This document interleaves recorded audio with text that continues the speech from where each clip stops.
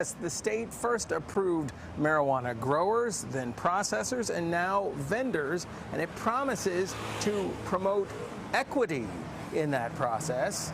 Some people who might benefit from that promise from the state, you're about to meet now. History is being made again. Ramon Reyes talks about the latest milestone in a journey that he and Vlad Batista, the co-owners of the cannabis-themed entertainment and apparel company Happy Monkey, are taking.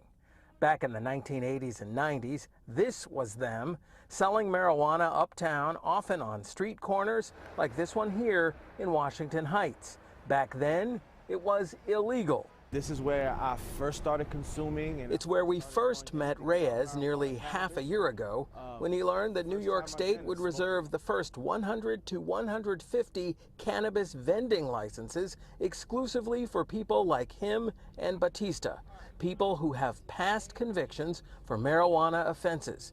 Now those offenses have not only been reversed, they may pay off. We had to provide certificate of disposition. It has to be very clear that you actually got convicted for some sort of cannabis, whether it's possession, whatever it is. It has to be a clear conviction. It's like a dream come true rather than being an outcast like they made it seem like we would be all our lives. So I want to thank New York State for rolling out one of the most progressive applications that I've seen throughout the country. They say that New York State's promise to right a wrong is real and could be really big.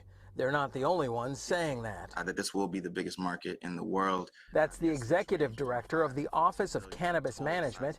It's expecting far more applications than the number of licenses it will grant. The deadline is September 26th.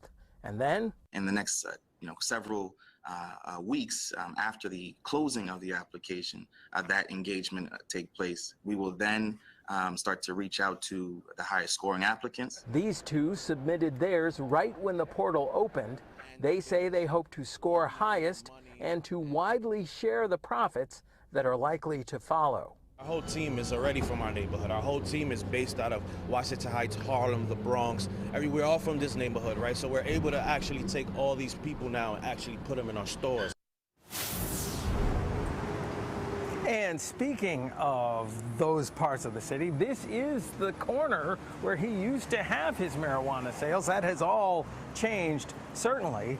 The state will not commit to an actual date as to when we should see these dispensaries open, but the conventional wisdom in the industry is it should be late this year or more likely early next year. The state has committed some $200 million to locating and building out the dispensaries, and the state intends to put them in places where they can generate the most money, the most sales, and therefore the most sales tax that the state gets back.